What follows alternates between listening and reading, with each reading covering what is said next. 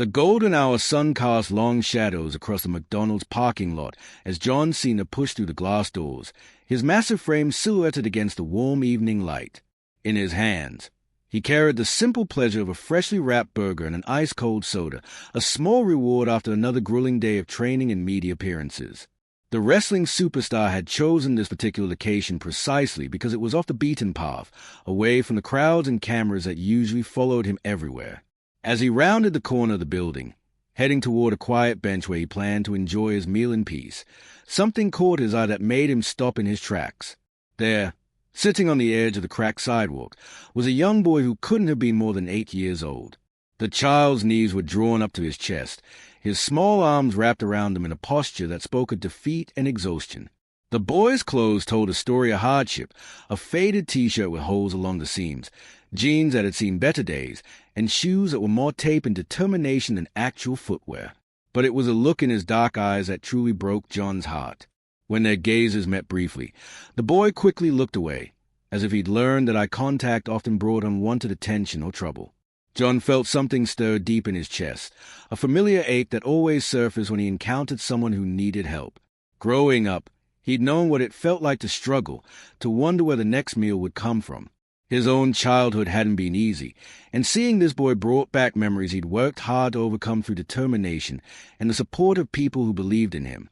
Without hesitation, John changed direction and approached the child slowly, his movements deliberate and non-threatening. He crouched down to the boy's eye level, his voice gentle and warm. "Hey there, buddy, you look like you could use a friend right about now." The boy's head lifted slightly, curiosity overriding his instinct to remain invisible. His lips parted as if he wanted to speak, but no words came out. Years of disappointment had taught him to be cautious of strangers, even kind ones. John smiled, the genuine warmth in his expression reaching his eyes. "You hungry?" he asked simply. When the boy nodded almost imperceptibly, John held out his burger without a moment's hesitation. "Hey, take it. Trust me, you look like you need this more than I do." The child's eyes widened in disbelief. In his young life, he'd learned that nothing came free, that kindness usually had a price attached. He hesitated, searching John's face for signs of deception or mockery.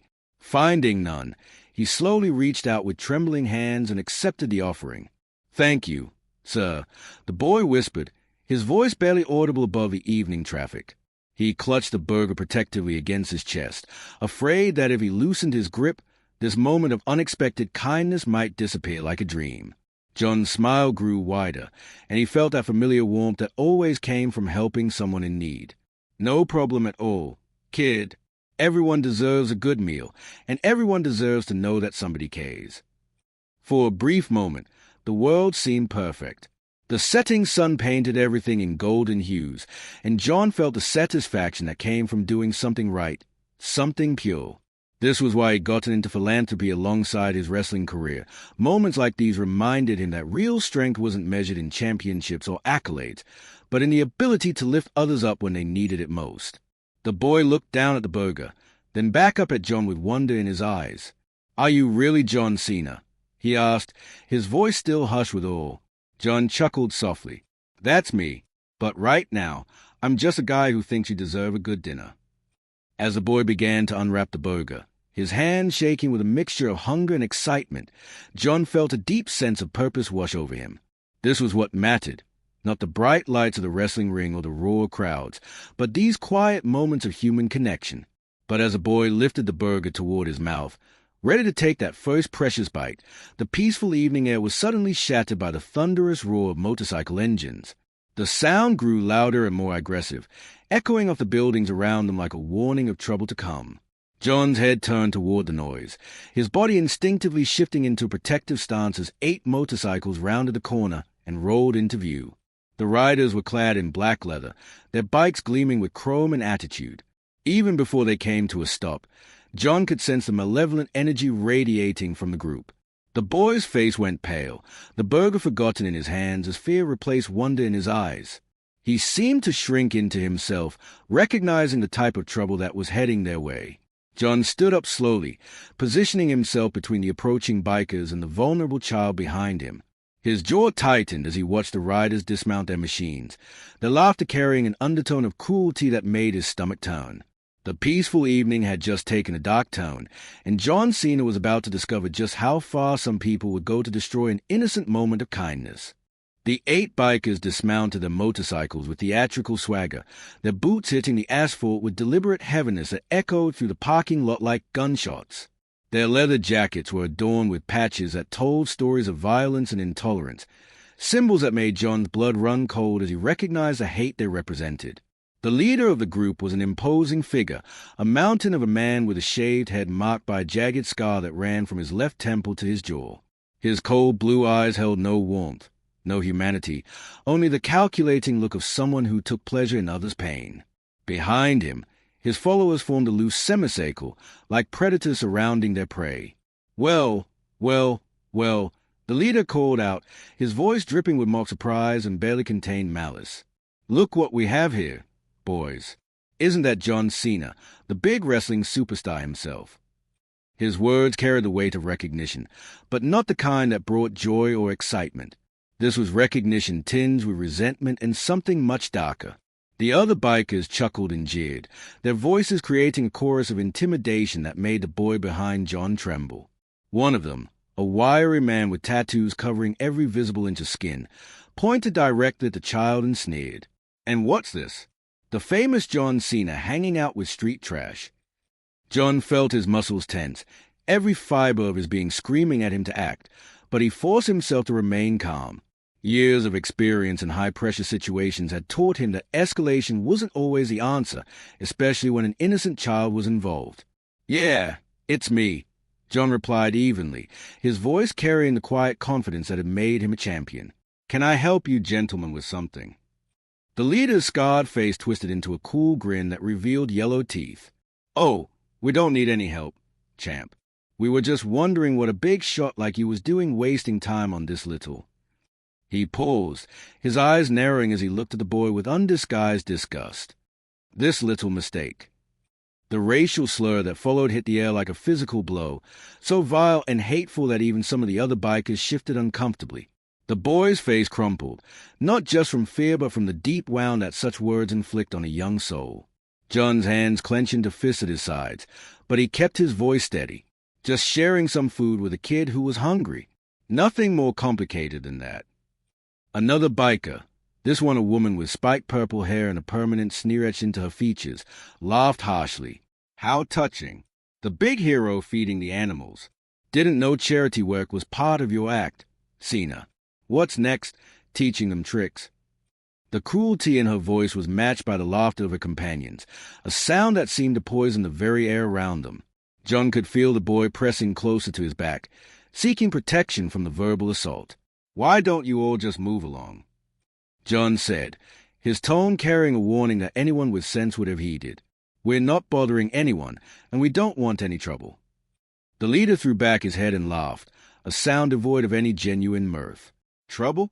Oh, Cena, you don't get it, do you? We're not here to cause trouble. We're here to have some fun. And our fun is just getting started. Without warning, one of the bikers stepped forward and pointed at the boy. Hey, kid, he called out in a mockingly sweet voice. Your hero here buy you that burger. Let's see how much he really cares about you. Before anyone could react, the biker lunged forward and snatched the burger from the boy's hands. The child let out a small cry of protest, reaching desperately for his stolen meal, but the biker held it high above his head like a trophy. Please, the boy whispered, tears beginning to well up in his eyes. I'm really hungry. The biker examined the burger with exaggerated interest, turning it over in his hands as if it was some exotic specimen. You know what? He said with false contemplation. I don't think this is good enough for someone like you. And with that, he threw the burger to the ground and stomped on it with his heavy boot, grinding it into the dirty asphalt until it was nothing more than a scattered mess of bread, meat, and condiments. The boy's face went white with shock and despair. Oops, the biker said with mock innocence. Looks like your dinner's ruined. Guess you'll have to go find some garbage cans to dig through, just like the rest of your kind. The casual cruelty of the act hit John like a physical blow. This wasn't just about intimidation or showing off. This was pure, concentrated evil directed at a helpless child. The boy stood frozen, staring at the remains of what would have been his first real meal in who knew how long. John stepped forward, his massive frame casting a shadow over the biker who had destroyed the burger. His voice, when he spoke, was low and dangerous, carrying the promise of consequences. "You've made your point. You've had your fun. Now walk away, and we can all pretend this never happened." But the leader wasn't finished. He stepped closer to John, close enough that their chests were almost touching, close enough for John to smell the stale beer and cigarettes on his breath. "And what if we don't want to walk away? What if we're just getting warmed up? What are you going to do about it? Tough guy." The tension in the air was electric, crackling with the promise of violence. The boy cowered behind John, who stood like an immovable mountain between innocence and hatred. John's voice dropped to barely above a whisper, but every word carried the weight of absolute certainty. "I'm asking you nicely. Don't make me regret giving you the choice." The standoff stretched like a taut wire ready to snap. John Cena stood motionless, his powerful frame coiled with controlled tension while the bikers circled like vultures sensing weakness. The boy behind him had gone completely silent, pressed against John's back as if trying to disappear entirely from this nightmare that had destroyed his one moment of hope. The leader's scarred face split into a grin that held no warmth, only the promise of violence. He turned to address his gang with the theatrical flair of someone who thrived on being the center of attention. "You hear that, boys? The big tough wrestler is asking us nicely. How polite of him." The gang erupted in laughter, their voices creating an ugly symphony that seemed to bounce off the surrounding buildings. One of them, a heavy-set man with arms covered in crude prison tattoos, stepped forward and cracked his knuckles with deliberate menace. "I think Cena here needs a reality check," the tattooed man growled. "This ain't your precious wrestling ring with all those fancy lights and cheering crowds.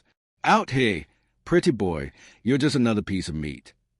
Another biker, younger than the rest but with eyes that held decades of cruelty, pointed at the boy and added his voice to the chorus of hatred. "And as for your little pet project there, maybe it's time he learned what happens to his kind when they forget their place." John felt something cold and hard settle in his chest. These weren't just bullies looking for easy prey. These were predators who fed on the suffering of others, and they found what they thought was a perfect victim in a hungry, defenseless child. "Last warning," John said, his voice carrying the quiet authority that had commanded respect in wrestling rings around the world. "Walk away. Now." The leader's response was to spit on the ground near John's feet, a gesture of contempt that spoke louder than words. "You know what I think, Cena? I think you're all show and no substance. I think once we get past that fake tough guy act, we're going to find out you're just as soft as the rest of those Hollywood pretenders." He gestured to his followers, and they began to spread out, forming a wider circle around John and the boy. The tactical movement wasn't lost on John. These men had done this before, had cornered and terrorized others who couldn't fight back. "But here's the thing," the leader continued, his voice dropping to a menacing whisper. "We're not interested in you right now. We want to have a little educational session with your friend there." His eyes fixed on the trembling boy with predatory intensity. "Teach him some manners. Show him what respect looks like." Before John could react, two of the bikers moved with surprising speed, trying to grab the boy from behind him. But John's reflexes, honed by years of professional competition, were faster. He spun around, catching one biker's wrist in a grip that made the man cry out in pain, while simultaneously blocking the other with his free arm. "Don't," John said, his voice now carrying the full weight of his fury. "You dare touch him." The biker whose wrist John held tried to pull free, his face contorting with pain and rage. "Let go of me, you." John's grip tightened, and the man's word dissolved into a whimper. "I said don't touch him. That's not a suggestion."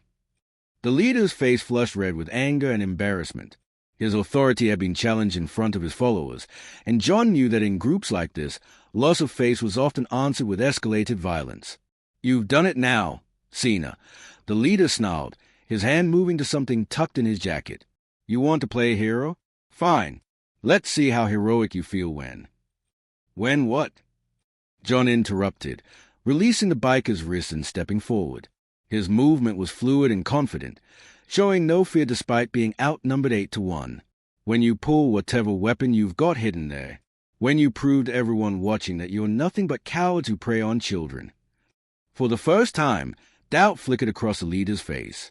John's words had carried clearly, and he suddenly became aware of the small crowd that had begun to gather at a safe distance. People were pointing. Some had their phones out, recording what was happening. You think anyone's going to believe you're the good guys here? John continued, his voice rising so that the growing crowd could hear every word. 8 grown men terrorizing a hungry child? Real tough guys, aren't you? The leader's hand moved away from his jacket, but his eyes blazed with fury. Shut your mouth, Cena. You don't know who you're dealing with. I know exactly who I'm dealing with, John replied, his voice steady and clear. I'm dealing with bullies, cowards who get their kicks from hurting people who can't fight back. And you know what? I've been dealing with people like you my whole life. The boy, still pressed against John's back, found his voice for the first time since the ordeal began. Please, he whispered, so quietly that only John could hear. Please don't let them hurt me. Those words, spoken with such desperate vulnerability, flipped a switch in John's mind. This wasn't about pride or proving a point anymore. This was about protecting someone who had no one else to protect him, about standing between innocence and the kind of evil that destroyed lives and entertainment. John turned slightly, just enough to address the boy without taking his eyes off the bikers. Hey, kid, look at me. When the boy's tear-filled eyes met his, John's voice became gentle but absolutely certain. Nobody's going to hurt you. I promise. The leader laughed, but the sound was forced, lacking the confidence it had held before. Big promises from a man who's about to get a lesson in reality. John straightened to his full height, his shoulders squaring as he faced the gang.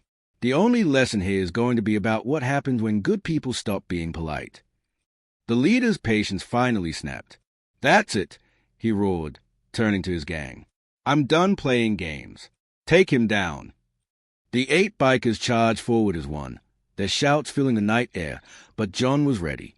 As the first attacker reached him, time seemed to slow down, and John Cena prepared to show them all what real strength looked like. The first biker to reach John swung a wild haymaker aimed at his jaw, but John's wrestling instincts kicked in with lightning precision. He ducked under the punch, grabbed the man's extended arm, and used his own momentum against him.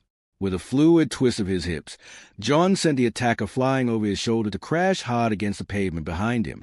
The crowd that had gathered gasped in amazement, their phones capturing every second as John moved like a force of nature unleashed. The second attacker, a large man wielding a heavy chain, swung it in a wide arc toward John's head. But John caught the chain mid-swing, his powerful grip stopping it cold before yanking it from the biker's hands and tossing it aside with casual strength. Stay back, John called to the boy, who had pressed himself against a nearby car, watching in wide-eyed terror and amazement as his protector faced impossible odds. 2 more bikers attacked simultaneously, one from each side, thinking they could overwhelm him with coordinated assault. John planted his feet, grabbed both men by their jackets, and with a display of raw power that made the watching crowd roar in approval, lifted them both off the ground. He spun once, building momentum, then released them to send both attackers tumbling across the parking lot. The remaining bikers hesitated for a moment, suddenly realizing that their target wasn't the easy prey they'd expected. John used their hesitation to his advantage, charging forward with the explosive power that had made him a champion. He caught the 5th attacker with a perfectly executed shoulder tackle that would have made any football coach proud, driving the man backward into 2 of his companions and sending all 3 crashing to the ground in a tangle of limbs.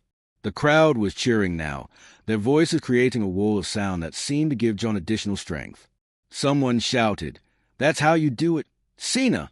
while another voice called out, "Show them what real strength looks like." But the leader and one remaining biker weren't finished. The leader had retrieved a metal pipe from somewhere, while his companion had armed himself with a broken bottle. They approached from different angles, hoping to catch John between them. "This ends now, Cena," the leader snarled, raising the pipe above his head. "You should have minded your own business." John's response was swift and decisive. As the leader swung the pipe downward, John sidestepped and grabbed the man's wrist, twisting until the weapon clattered to the ground. In the same motion, he delivered a devastating elbow strike to the leader's ribs that doubled him over, gasping for air. The last biker rushed in with a broken bottle, but John was already moving. He caught the attacker's wrist, spun him around, and applied a submission hold that he perfected in countless matches. The bottle fell harmlessly to the ground as the biker tapped frantically, surrendering before John could apply more pressure. As John released the last attacker, who stumbled away clutching his arm, the leader struggled to his feet, his face purple with rage and humiliation. "This isn't over," he wheezed, pointing a shaking finger at John. "You think you won something here? We know who you are, and we know how to find you." John stepped closer to the leader, his voice dropping to a whisper that somehow carried more menace than any shout. "Let me make something very clear to you. If I ever see you or any of your friends near this boy again, if I even hear that you've looked at him sideways, what happened here tonight will feel like a gentle warm-up." The leader's bravado crumbled under John's steely gaze. "You can't threaten us," he stammered, but his voice lacked conviction. "I'm not threatening you," John replied calmly. "I'm making you a promise. And unlike some people, I keep my promises." The beaten bikers began helping each other to their feet, their earlier confidence replaced by embarrassment and pain. As they limped toward their motorcycles, nursing their injuries and wounded pride, the leader turned back one last time. "This ain't over. Cena, people like us don't forget." John's response was to take a step forward, and that small movement was enough to send the leader scrambling for his bike. Within minutes, the sound of their engines faded into the distance, leaving behind only the cheers of the crowd and the sweet satisfaction of justice served. John turned back to the boy, who was staring at him with an expression of pure awe and gratitude. The child's eyes were wide with wonder, as if he just witnessed something magical rather than a brutal street fight. "You okay, buddy?" John asked, crouching down to the boy's level, his voice gentle despite the adrenaline still coursing through his veins. The boy nodded slowly, then surprised everyone by launching himself into John's arms, hugging him tightly. "Thank you," he whispered, his voice thick with emotion. "Thank you for not letting them hurt me." John hugged the boy back, feeling a warmth in his chest that had nothing to do with the physical exertion of the fight. "Nobody's going to hurt you, kid. Not while I'm around." The crowd began to disperse, many stopping to shake John's hand, offer words of thanks and admiration. One elderly woman pressed a $20 bill into the boy's hand, tears in her eyes. "For something to eat," she said simply. As the excitement died down and the parking lot began to empty, John realized that the night's events were far from over. The boy still needed help, real help that went beyond a single meal or one moment of protection. And somewhere out there, 8 humiliated bikers were nursing their wounds and possibly planning their next move. But for now, in this moment, good had triumphed over evil, strength had protected weakness, and one child had learned that there were still heroes in the world willing to fight for those who couldn't fight for themselves.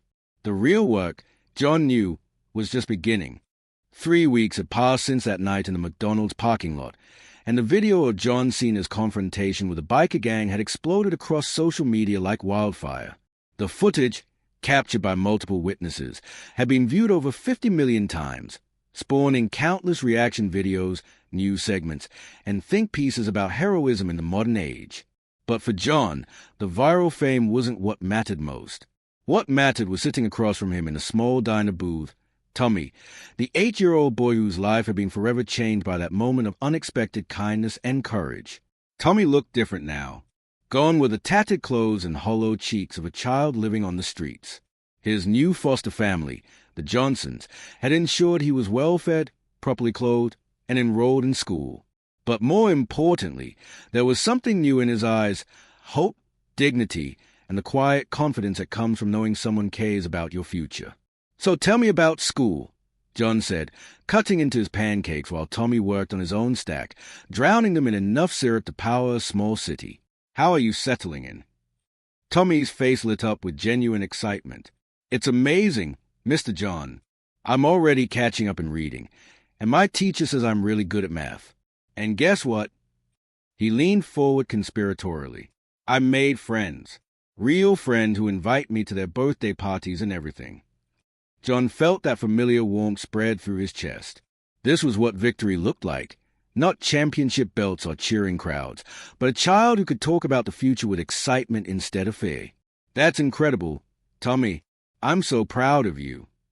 John paused, then added with a grin, "And I heard from Mrs. Johnson that you've been helping some of the other kids at school. Something about standing up to bullies." Tommy's cheeks flushed slightly, but his chin lifted with pride. "There's this kid named Marcus who was getting picked on by some older boys. They were saying mean things about his clothes and where he lives." Tommy's voice grew more serious. "I remembered what you told me that night, about how sometimes you have to stand up for people who can't stand up for themselves. So I did." "What happened?" "I told them to stop, and when they wouldn't, I went and got a teacher. Marcus and I eat lunch together now." Tommy took another bite of pancakes, then looked up at John with startling maturity. "You know what I figured out? Being strong isn't just about muscles. It's about doing what's right even when it's scary." John nearly choked on his coffee. Here was an 8-year-old boy articulating something that many adults never learned. "That's exactly right. Buddy, where did you get so wise?" "I learned it from you," Tommy said simply, as if it was the most obvious thing in the world. Their conversation was interrupted by John's phone buzzing with a call from his publicist. John glanced at the screen and sighed. Ever since the video went viral, his team had been fielding interview requests and appearance offers nonstop. "Mr. John," Tommy asked, noticing John's expression, "are you okay?" "Yeah, just work stuff." John put the phone away without answering it. "Nothing more important than pancakes with my friend." Tommy beamed at being called John's friend, and they returned to their breakfast. But as they ate, John couldn't shake the weight of what had happened since that night. The positive response had been overwhelming. Messages from parents thanking him for being a role model, from teachers saying they'd shown the video to their classes as an example of moral courage, from young people saying they'd been inspired to stand up against bullying in their own lives. But there had been darker responses too. The biker gang, whose humiliation had been broadcast to the world, hadn't simply disappeared. John's security team had reported suspicious activity around his home and training facilities. There had been threatening messages, attempt to dig up dirt on his past, and rumors of plans for retaliation. John had dealt with professional rivals and staged feuds his entire career, but this was different. This was real hatred from people who had nothing to lose and everything to prove. "Mr. John." Tommy's voice cut through his dark thoughts. "You look worried. Is it because of those bad men from that night?" John was constantly amazed by the boy's perceptiveness. "What makes you ask that?" "Mrs. Johnson showed me some of the mean comments on the internet. People saying you shouldn't have fought them, that you made things worse." Tommy's voice dropped to a whisper. "Are they going to come back?" John reached across the table and placed his hand over Tommy's much smaller one. "Listen to me very carefully, okay? There will always be people who try to make you afraid, who want you to think that doing the right thing isn't worth the risk. But you know what I've learned." Tommy shook his head, hanging on every word. "The moment you stop standing up for what's right because you're scared of the consequences, that's the moment the bullies win. And we're not going to let them win, are we?" "No, sir," Tommy said firmly, his young voice carrying surprising determination. "Besides," John added with a wink, "I've got something those guys will never have." "What's that?" "An army of people who believe in doing the right thing. People like you, like the Johnsons, like everyone who watched that video and decided they wanted to be part of the solution instead of part of the problem." As if to prove his point, an elderly couple approached their table hesitantly. The woman was clutching a folded piece of paper in her weathered hands. "Excuse me," she said softly. "Are you John Cena?" John nodded, expecting the usual autograph request, but instead the woman handed him the paper with tears in her eyes. "I wanted to thank you," she said. "My grandson saw what you did, and it inspired him to tell us that he was being bullied at school. We were able to get help, and now he's doing so much better. You saved that little boy in the video, but you also saved my grandson." John opened the paper to find a drawing made in crayon, a stick figure that was obviously meant to be him, standing protectively in front of a much smaller stick figure. At the bottom, in a child's careful handwriting, were the words, "Thank you for showing me that heroes are real." As the couple walked away, John felt Tommy squeeze his hand. "See," the boy said with wisdom far beyond his years, "you've got an army." Looking down at the drawing, then at the remarkable child sitting across from him, John realized that Tommy was right. The ripple effect of that one night continued to spread, inspiring others to find their own courage, to stand up for those who needed protection, to believe that individual action could make a difference in the world. The bikers might come back, the threats might continue, but John knew now that it didn't matter, because courage, once unleashed, has a way of multiplying, creating an army of ordinary people willing to do extraordinary things. And sometimes that's all it takes to change the world. One act of courage, one protected child, one person willing to stand up and say enough when everyone else looks away. The fight was far from over, but as John sat in that small diner with Tommy, sharing pancakes and dreams of the future, he knew they were going to win. Heroes, after all, don't fight alone.